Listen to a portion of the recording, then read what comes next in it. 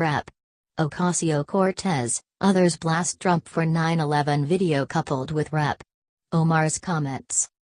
Washington. President Donald Trump posted a video criticizing freshman Representative Ilhan Omar, using footage of the Twin Towers burning on September 11 to denounce her recent comments about the attacks.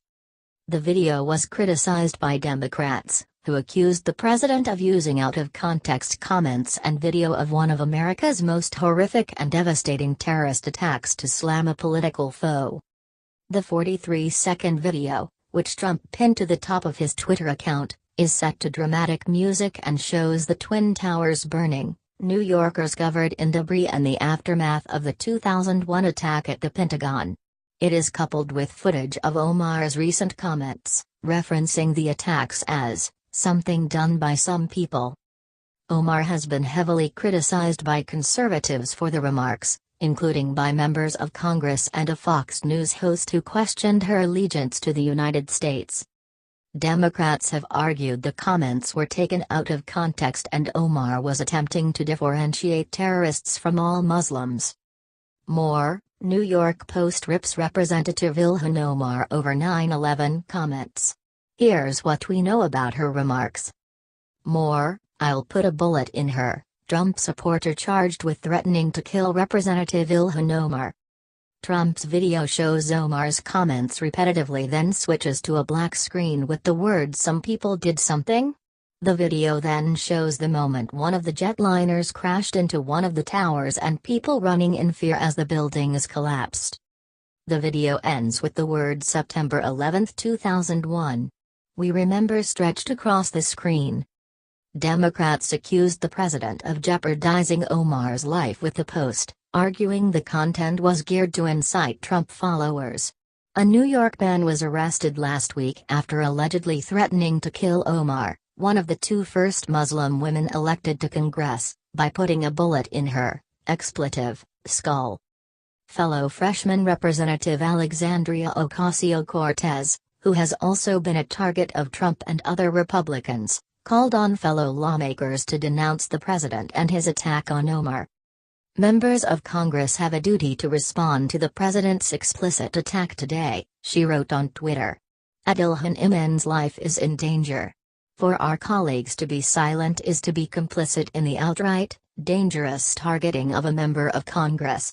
We must speak out. Along with the call to fellow lawmakers, Ocasio-Cortez, DNY, posted a photo of a display at the U.S. Holocaust Memorial Museum in Washington, D.C. The photo showed a quote at the museum from a theologian who was imprisoned during Adolf Hitler's rule in Germany. The president is inciting violence against a sitting congresswoman, and an entire group of Americans based on their religion, Warren D. Mass, wrote on Twitter. It's disgusting. It's shameful. And any elected leader who refuses to condemn it shares responsibility for it. Fellow 2020 hopeful Senator Bernie Sanders, Democrat Vermont, agreed. Ilhan Omar is a leader with strength and courage, he wrote on Twitter. She won't back down to Trump's racism and hate, and neither will we. The disgusting and dangerous attacks against her must end. Omar made the controversial comments last month for the Council of American-Islamic Relations in California, 1 week after the terrorist attacks targeting two mosques in Christchurch, New Zealand. The attacks left 50 people dead. She spoke to the Muslim community about their resilience and their rights to live a full life like all Americans, saying that while the tragedy was a nightmare, it wasn't surprising.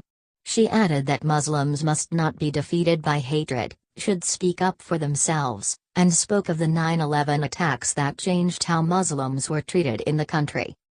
More, New York Post rips Representative Ilhan Omar over 9/11 comments. Here's what we know about her remarks. Here's the truth. Far too long we have lived with the discomfort of being a second-class citizen and, frankly, I'm tired of it, and every single Muslim in this country should be tired of it, Omar said. CARE was founded after 9/11 because they recognized that some people did something and that all of us were starting to lose access to our civil liberties.